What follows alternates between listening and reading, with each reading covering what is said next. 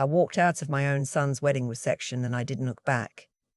Not because I was hurt, not because I was embarrassed. I walked out because somewhere between the champagne toast and the cutting of the cake, my daughter-in-law leaned across the table and said, loud enough for the people around us to hear, "You know, we really only invited you because Nathan felt obligated."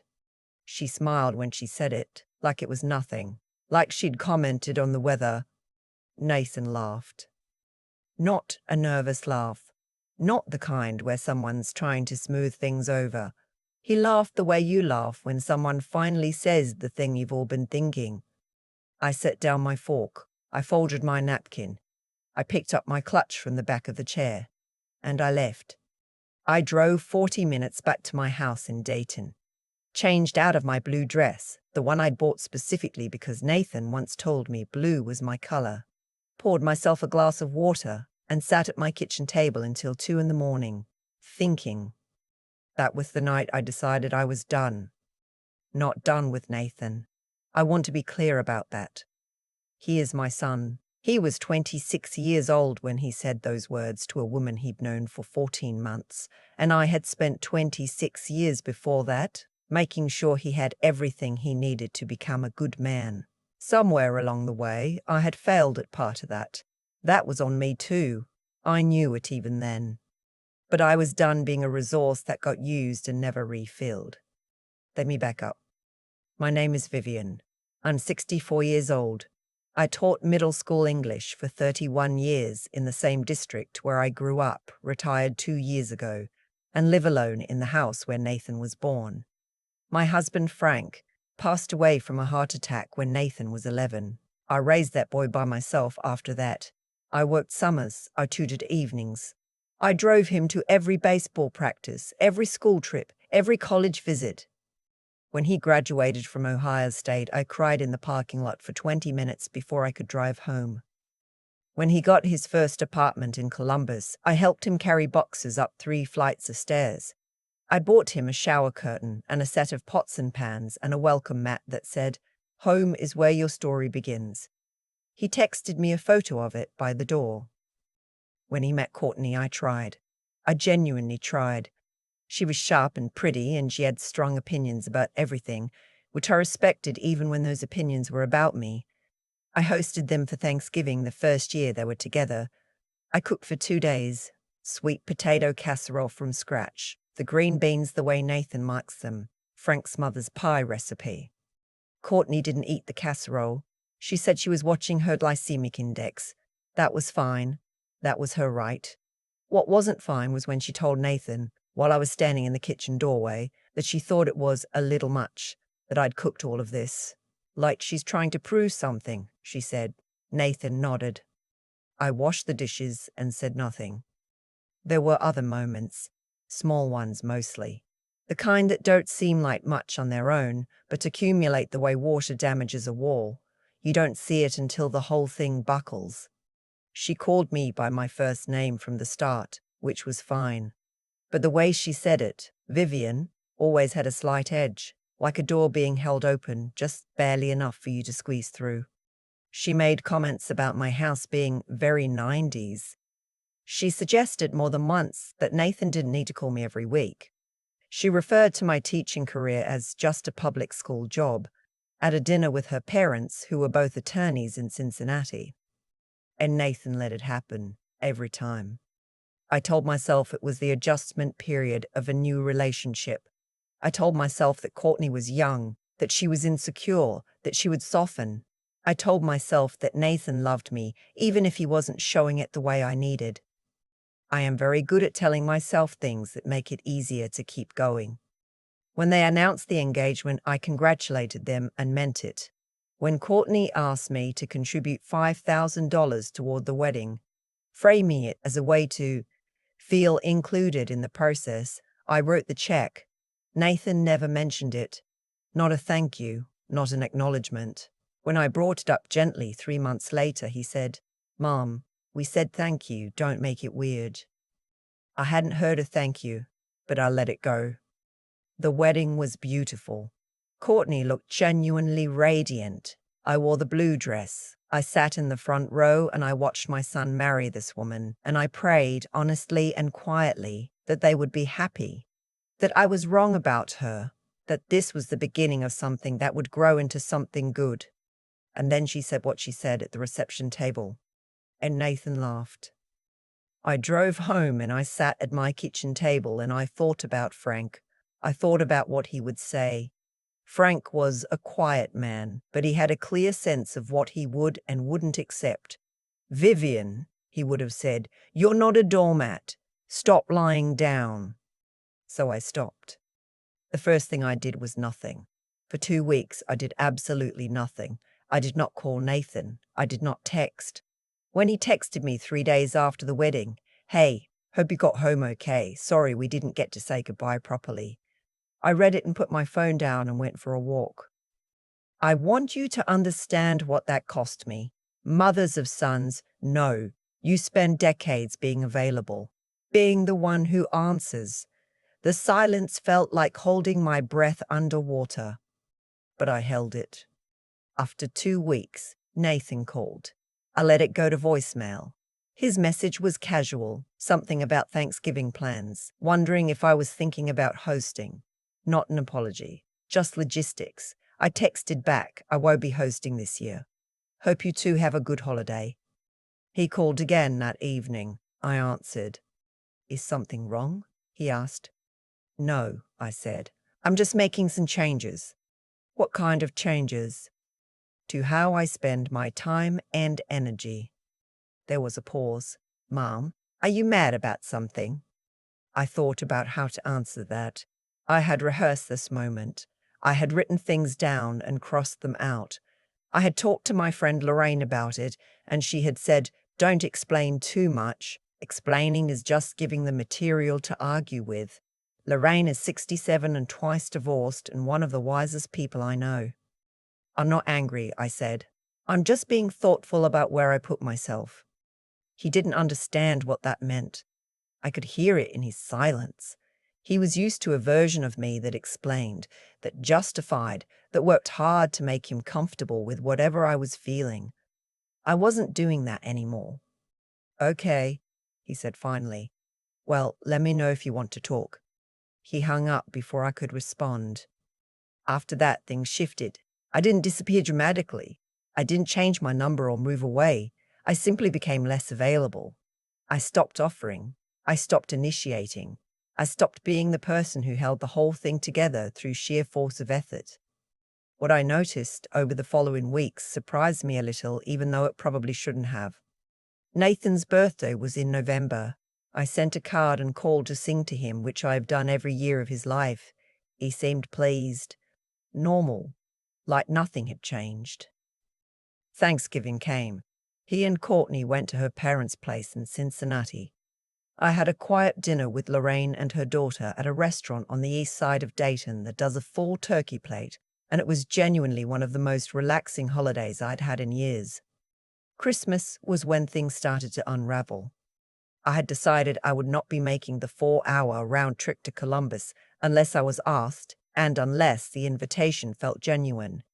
Nathan called on December 10th and said, "So what are you doing for Christmas? Are you coming down?" Not, "We'd love to have you." Not, "We're hoping you can make it." "Are you coming down?" I said, "I hadn't planned on it. No." Silence. "We kind of assumed you would," he said. "I understand," I said, "but I think I'll stay home this year."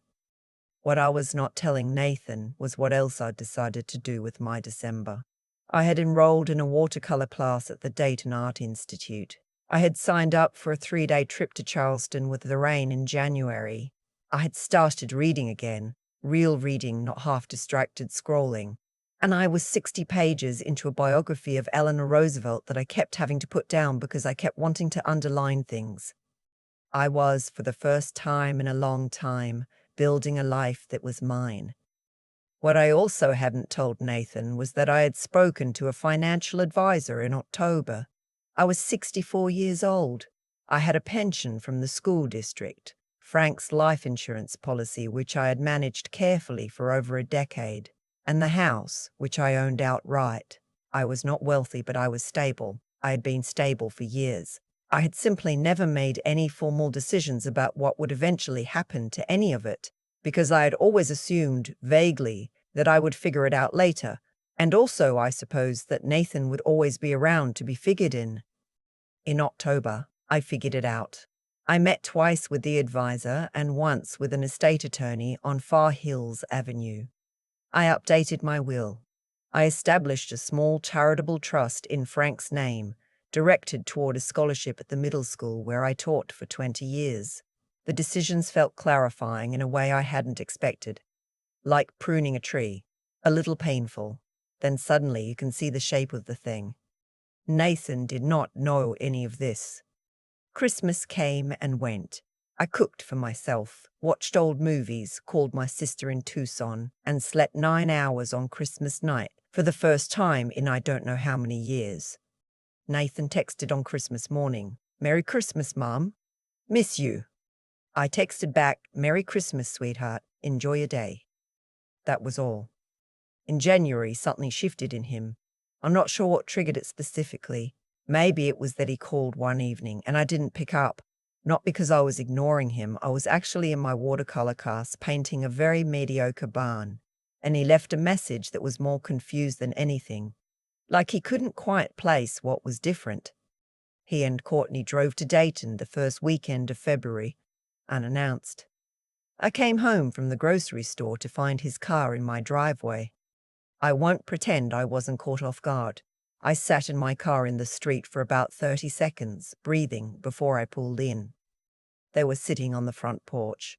Nathan stood up when he saw me. Courtney stayed seated. She looked uncomfortable in the way people look when they've been talked into doing something they weren't sure about. "Hey, Mom," Nathan said. He looked tired. He also looked, for the first time in a while, like the 11-year-old boy who used to sit at the kitchen table and do his homework while I made dinner. "Hey," I said. I carried my groceries inside. They followed. I put the bags on the counter and started putting things away. Nobody spoke for a moment. "We wanted to come see you," Nathan said. "I can see that," I said. I wasn't cold, but I wasn't warm in the old automatic way either. I was just a person putting her groceries away. "Mom." He sat down at the kitchen table. "I don't know what I did." I looked at him. "Yes, you do," I said. "You just haven't let yourself say it yet." He looked at Courtney. She looked at the table. "I put the milk in the refrigerator. I put the bread on the counter. I took out 2 of my kitchen chairs and sat down across from them." "Do you remember what Courtney said to me at your reception?" I asked. He nodded slowly. "Do you remember what you did after she said it?" A longer pause. "I laughed," he said. "You laughed?" I said. "And then I left, and neither of you reached out to ask if I was all right. And the next contact I got from you was a text asking about Thanksgiving plans." He was quiet. Courtney was studying her hands. "I'm not here to punish you," I said. "I'm not doing any of this out of spite. But I am 64 years old, and I raised you alone, and I have spent a very long time making sure that you were comfortable and that you had what you needed and that I was available whenever you wanted me. And somewhere in there I forgot that I was also a person who deserved basic consideration." "Mom." "I'm not finished," I said gently but clearly. "I need you to hear this. I love you. I will always love you. But I am not a utility.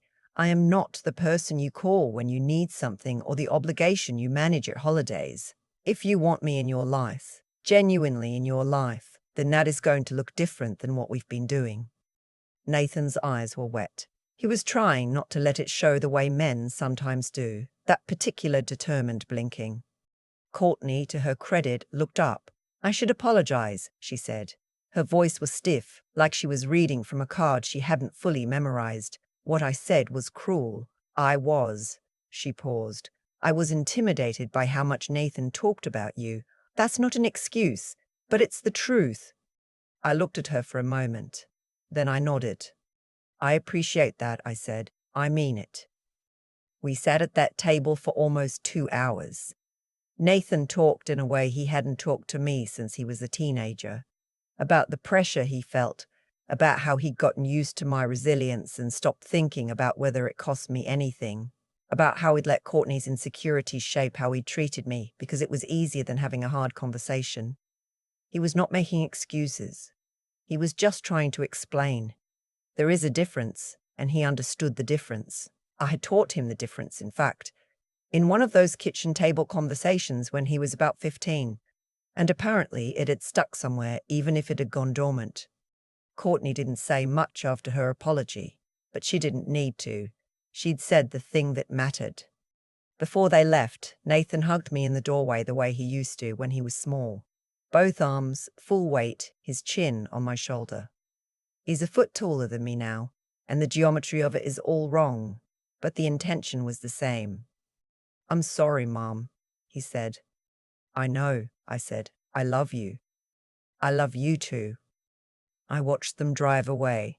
Then I went inside, sat at my kitchen table, the same table where I'd made my decision 6 months before, and let myself cry for about 5 minutes. Not sad crying, just the kind that comes when something that has been clenched for a long time finally loosens. Things changed after that, slowly. Real change is always slow. Nathan started calling more regularly and differently, not with logistics, just to talk. Courtney and I are not close, and I'm not sure we ever will be, and I have made my peace with that. Closeness is earned over time. What I need from her is basic respect, and that, cautiously, she has begun to offer. I went to Charleston with the rain in January and ate chi crab soup for the first time, and stood on a dock at 6 in the morning watching the harbor wake up and felt something I can only describe as grateful. Not for the hard year, but for what the hard year had returned to me. My watercolor barn, for what it's worth, got significantly better by the 5th class. My instructor, a retired art teacher about my age, hung it on the wall of the studio for a week. I took a photo and sent it to Nathan. He sent back 3 heart emojis and a voice message saying, "Mom, I didn't know you could do that." There are things about me he is only beginning to find out. Frank would have liked that, I think. He would have sat at the kitchen table with his coffee and listened to the whole story, and at the end he would have said something like, "Vivian, it's about time." And he would have been right, and we both would have known it, and that would have been enough. I am 64 years old. I have a pension and a scholarship fund in my late husband's name and a watercolor of a barn that a retired art teacher thought was good enough to put on a wall. I have a son who is learning, however late, what it means to love someone without taking them for granted. I have a friend named Lorraine who gives excellent advice. I have the house where my story happened, and a kitchen table where most of the important moments of my life have taken place. I do not need anyone to tell me I will be missed. I already know. I keep coming back to that moment at the reception table, the way Courtney said it so casually, the way Nathan laughed, and the way I folded my napkin, picked up my clutch, and walked out without a word. People ask me sometimes, not out loud, but I can see it in how they listen, whether I regret any of it, whether I was too hard or too cold, or whether things might have gone differently if I'd just spoken up that night instead of going quiet. I don't think so. Here's what I've come to understand. There are consequences to how we treat people, and those consequences don't announce themselves. They accumulate quietly the way interest does, until one day the balance is due. I didn't plan what happened over those months. I didn't set out to teach anyone a lesson. I simply stopped absorbing costs that weren't mine to carry. And when I did, the full weight of what had been missing became visible. To Nathan, to Courtney, and honestly, to me too. Because here's the part I don't say enough. I had let it happen. Not the cruelty, that was theirs, but the conditions that made it possible. The years of not drawing a line, of explaining myself when I didn't need to, of writing checks and cooking meals and driving hours and measuring my worth by how useful I could make myself. That was on me. Stopping wasn't just about Nathan learning something. It was about me remembering something I had known once and slowly forgotten. There's a kind of strength that doesn't look like strength from the outside. It's quiet. It doesn't raise its voice. It just stops. It reorganizes. It takes a watercolor class on Thursday evenings and reads biographies of women who understood their own value and books the trip to Charleston with a friend who gives good advice. That is not weakness wearing a disguise. That is the real thing. What Nathan found when he sat across from me at that kitchen table, the same table where I made every important decision of my adult life, was not a mother who had grown cold. He found one who had grown clear. And clarity, I think, is one of the most honest gifts you can offer someone you love. Not protection from consequences, not a soft place to land no matter what they do, but the truth, spoken evenly, without cruelty, without performance. Just the truth. He heard it. That matters. Some people never do. I think about Frank sometimes, about what he would make of how things turned out. He was not a complicated man, but he was a precise one. He believed that character was something you built through choices, not something you inherited or were handed. He believed you could tell a person's values by what they were willing to lose, rather than what they were willing to keep. I think he would have looked at Nathan, at who Nathan is becoming, slowly and imperfectly, and nodded once. That would have been enough. I'm 64 years old. I've outlasted grief and loneliness and decades of showing up for people who didn't always notice, and I'm still here, still painting mediocre barns on Thursday nights, still setting the terms. That's the only ending worth having.